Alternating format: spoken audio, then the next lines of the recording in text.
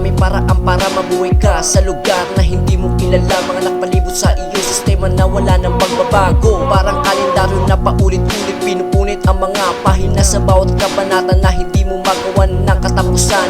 Ubus na ang laman ng pitaka, maghihintay muli ng araw ng katapusan.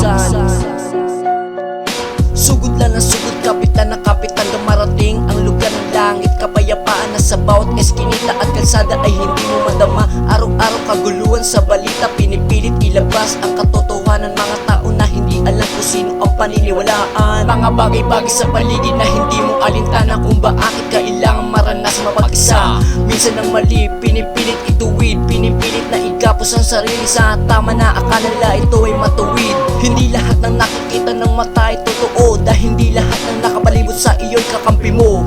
Ang sistema ng kamangmangan, minsan to ang dahilan kung bakit tayo nagiging biktima ng mga kasinungalingan.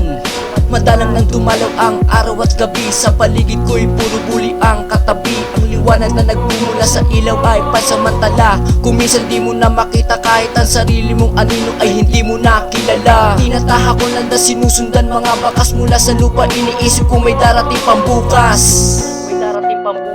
Sa paghampas ng mga alon sa dalampasigan, tinatanaw ang pag-asa na makita ang liwanag na nagmumula sa araw. Pipilitin maabot mataas ang pangarap, sige larga hanggang makamit ng lahat ang inaasam at dinadasal sa may kapal. At sumulat ng panibagong kabanata na may pagmamahal.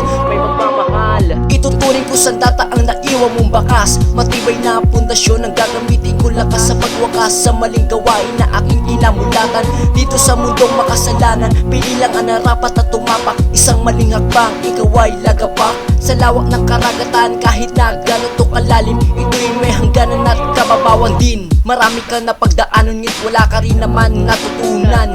Marami kang pinulot, ngunit hindi mo naman ginamit. Marami kang kinamit, puro luwa at pasakit. Huwag mong ipunin ng bawat pagsubok na dumarating sa buhay mo. Kaya dapat mong hamunin at harapin ang suliranin na dumarating. Ituring mong kalaban ng problema at pagsubok na dumarating sa buhay mo.